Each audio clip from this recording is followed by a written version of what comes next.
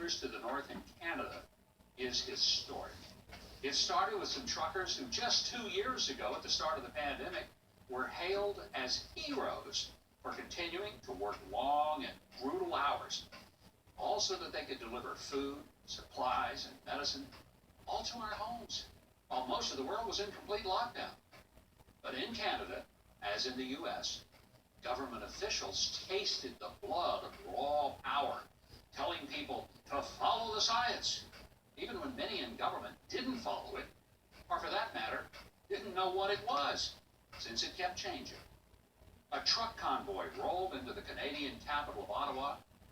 Prime Minister Justin Trudeau and other government officials officially lost their minds. The truckers have been accused of everything from racism to insurrection and homophobia and violence. I mean, it was said that they were destroying property and impeding government operations. Ottawa Police Chief Peter Slowly said the truckers were engaging in hate and violence, but yet he couldn't cite one instance of either one of those things.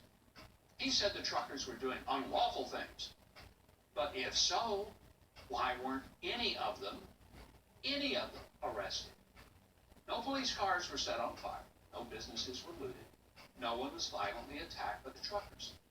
The government-owned media of Canada played right into the narrative of a breakdown of law and order. And even the government media couldn't actually show that order needed to be restored, because order was never lost. The truckers even set up bouncy houses for kids, they helped feed homeless people, and they shoveled snow from around people's homes. Real dangerous stuff right there.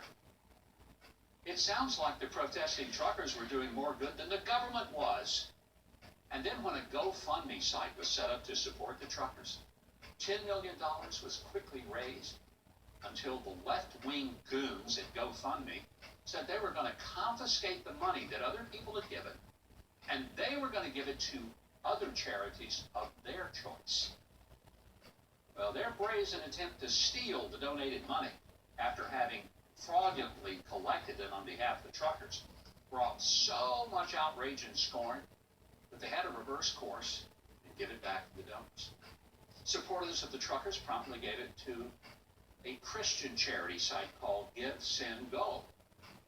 That site doesn't steal donated money, and they don't try to divert it to left-wing causes like GoFundMe does. Attempts to label the protest as racist, well, that became laughable because blacks, aboriginals, Sikhs, all kinds of other people are a part of the protest. Justin Trudeau has made a complete fool of himself as an arrogant elitist who is appalled that the little people that he sees himself as lord over have the audacity to simply demand a return to freedom. His hysterical comments that the truckers have created a crime wave, folks, that's a lie worthy of the New York Times or CNN. Because as of the taping of this show, crime in Ottawa is actually down. And not one single arrest, not one, has been made of the truckers. By the way, the government sent tow trucks in to tow away the big trucks, and the tow truck operators instead joined in the protest. Don't you love it? The left-wing socialists like Trudeau forgot that Karl Marx preached, "Let the workers of the world unite." And in Canada, that's exactly what these blue-collar working-class truck drivers have done. They united.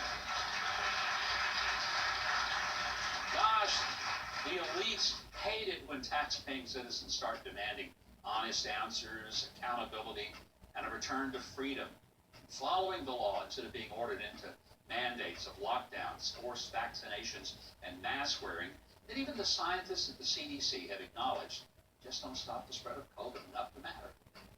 And what these truckers in Canada are doing is being systematically and intentionally ignored by the mainstream media. But people around the world, tired of being bullied by their own governments, are joining the voices of the truckers. I mean, who would have thought that the next revolution of freedom would start by some truck drivers in Canada, of all places? You I think if Mr. Trudeau believed in his own noise, he ought to ask for a meeting with the truckers. Sit down and listen to them.